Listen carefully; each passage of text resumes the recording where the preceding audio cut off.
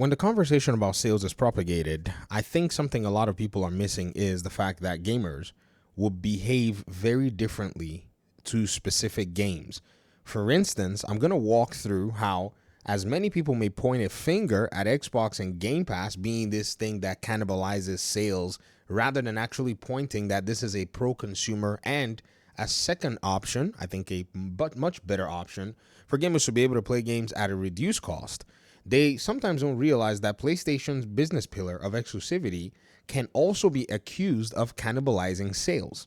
Because, according to Sean Layden and anybody with common sense, when you make a game exclusive, you reduce your addressable market, meaning a person who's not going to buy whatever system you're selling that you've locked the game behind isn't going to play the game.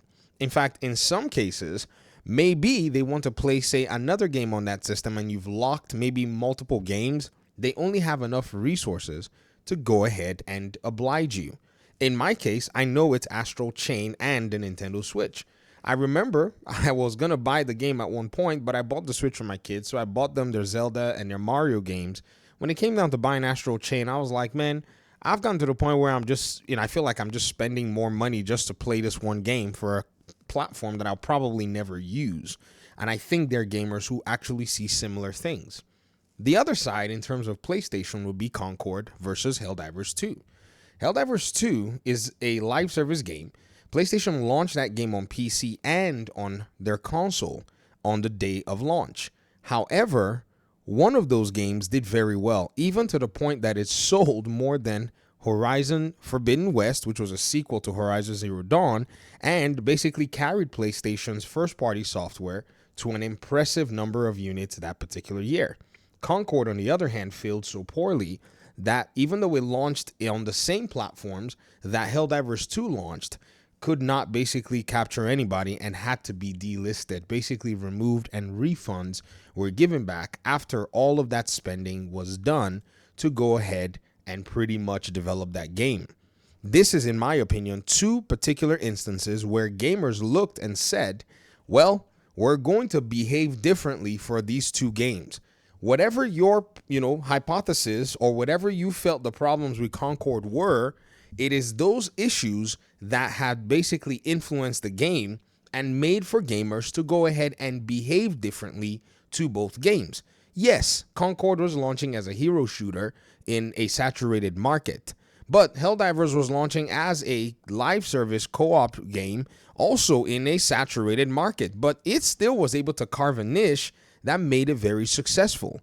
How Concord failed, yet another hero shooter, Marvel Rivals, came in and then carved out that same niche is interesting because gamers looked at Concord and said nope, but looked at Marvel Rivals and said yup.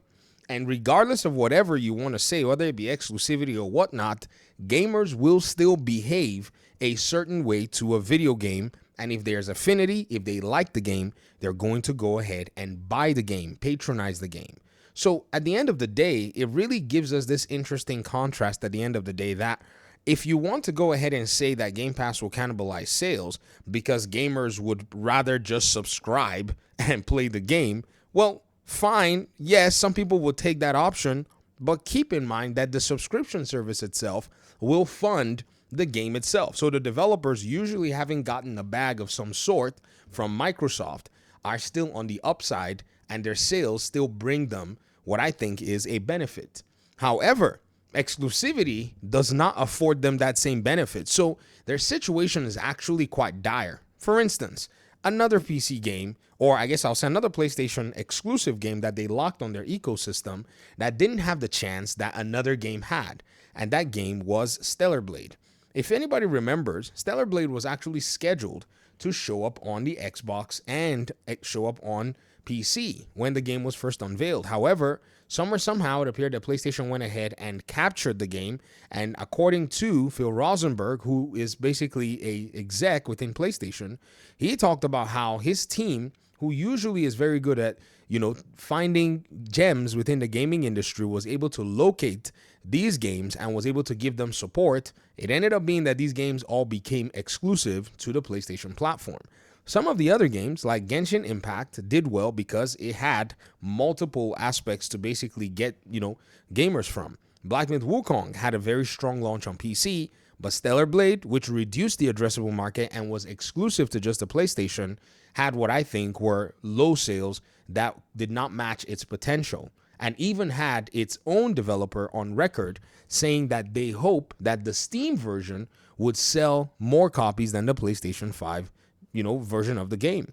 So again, this is a case of gamers behaving a certain way, looking at a certain game, assessing a product, and putting whatever value they want to put on that game. And it is what it is. That's how gamers are. You're not going to be able to force people to buy a game. You're not going to be able to force a lot of people to go ahead and buy your console because a game is locked there. It's really not going to happen for many. Some will buy your console, but again, like I've said, that console is going to gather dust.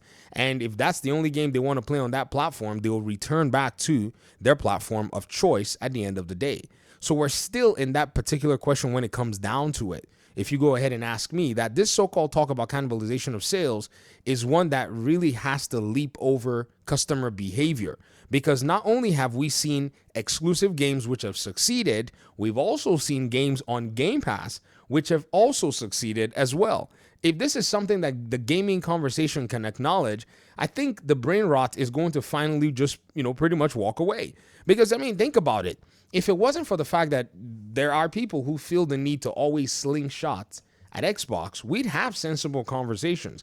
Because I remember when all of the talk about Starfield and blah, blah, blah was going on, it was very interesting because on the PC side, where there is a high affinity towards Bethesda games and RPGs, the game was excellent. It was straight up successful. It made it to the Steam's Best of 2023, which will be the highest grossing one of the highest grossing games of that year. If you actually go and look at that particular list, you'll realize that Starfield actually was on that list. And behold, Game Pass exists on PC. Yet, most PC gamers ignored Game Pass and went straight in to buy the game on Steam. Some of them would have played it on Game Pass. Now, as to whether they bought it on Xbox's platform or not, that's still not a big problem because the game was already successful on Steam, showing that even though the game had a Game Pass launch, gamers still behaved differently, ignored the Game Pass aspect of it, and bought a game that they wanted to buy. That's the core part of talking about video games. And I think right now, a lot of quality video games are seeing the success that they deserve. A lot of others that are not so quality, or a lot of others that have basically mixed in their art with some aspects that gamers are not so fond of, are also seeing gamers respond in that particular light. It is what it is. So when it comes down to this whole conversation, I strongly believe, and in my mind, that the data can actually basically point to the fact that games that gamers wanted to play, majority of them bought the game, regardless of where the game was. You got to think about a game like Call of Duty. It was on Game Pass and it still went nuts. It's a crazy game anyways, but the game sales still went insane, regardless of it being on Game Pass. So when you kind of start looking at all the data and start looking at all of the different, possibilities. In fact, if you even look at Power World, that's also another game. You may say, well, Call of Duty, come on, that's a really big game. But how about Power World? What did anybody say when Power World basically came in and pretty much rocked the boat across the board? It had 25 or so million players who went ahead and played the game. If you go ahead and look at the best of 2024, Power World is in that list with Black Myth Wukong, as well as Helldivers 2, which I earlier alluded to in the video, and even Elden Ring, which has finally reached about 30 million users, as From Software just announced about 24 hours ago. You'll realize that this is all about gamers playing the games that they want to play, how they want to play it. And Xbox has sat in the intersection of that particular premise. They have basically said that they are happy to let gamers play games that they want to play, how they want to play the games. This has been offensive to the console war brain rot out there. And that's why we have to sit here and talk about common sense as if it's something so special. Well, it is what it is. Talk to me in the comment section. I appreciate you guys' time and audience. Let me hear your thoughts in the comment section. Hopefully we'll talk pretty soon in another one. Peace out.